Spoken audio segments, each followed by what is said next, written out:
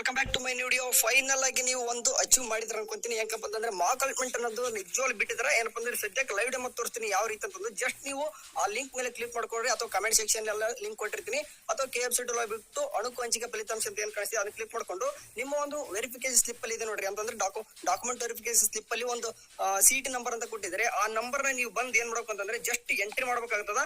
Okay, ನಾನು ಇವಾಗ entry ಮಾಡಿದೀನಿ. ಸದ್ಯಕ್ಕೆ ಜಸ್ಟ್ ಸಬ್ಮಿಟ್ ಅಂತ ಕೊಟ್ಬಿಟ್ರೆ ಸಾಕು. ನಿಮ್ಗೆ ಏನಾಗುತ್ತೆ ಅಂತಂದ್ರೆ ಈ ರೀತಿ ಶೋ ಆಗುತ್ತೆ. ಇಲ್ಲಿ ಕಾಣಿಸ್ತಿದೆ ನೋಡ್ರಿ, ಜಸ್ಟ್ ಏನ್ ಕಾಣಿಸ್ತಿದೆ ನೋಡ್ರಿ, ಇಲ್ಲಿ ನಿಮ್ ನೇಮ್ ತೋರಿಸುತ್ತೆ, ನೀವು ಏನೇನೆಲ್ಲ ಎಲ್ಲಾನು ಕೂಡ ತೋರಿಸ್ತದೆ. ಓಕೆ, ಏನೇನೆಲ್ಲ ಎಷ್ಟೆಷ್ಟು ರ್ಯಾಂಕ್ ಬಂದಿದೆ ಅಂತ ತೋರಿಸ್ತದೆ, ಯಾವ ಕೋರ್ಸ್ ಅಲೆಕ್ಟೆಡ್ ಆಗಿದೆ ಅಂತ ತೋರಿಸುತ್ತೆ. ಇಲ್ಲಿ ಕಾಣಿಸ್ತಿದೆ ಯಾವ ಕಾಲೇಜ್ ಅಲೆಕ್ಟೆಡ್ ಆಗಿದೆ, ಯಾವ ಕೆಟಗರಿ, ಎಷ್ಟನೇದು, ಓಕೆ ಎಷ್ಟನೇ ಕಾಲೇಜ್ ನಿಮ್ಗೆ ಅಲೆಕ್ಟೆಡ್ ಆಗಿದೆ. ಇದನ್ನೆಲ್ಲಾನು ಕೂಡ ಒನ್ ಟೈಮ್ ಲೈವ್ ಅನಾಲಿಸಿಸ್ ಮಾಡ್ತೀನಿ. ಸದ್ಯಕ್ಕೆ ಚೆಕ್ ಮಾಡೋದಂತ ಹೇಳ್ಕೊಟ್ಟಿದ್ದೀನಿ. ಅಣುಕು ಹಂಚಿಕೆ ಲಿಂಕ್ ಕ್ಲಿಕ್ ಮಾಡ್ಕೋಬೇಕು. ಅದಾದ ತಕ್ಷಣ CT ನಂಬರ್ ಅಂದ್ರೆ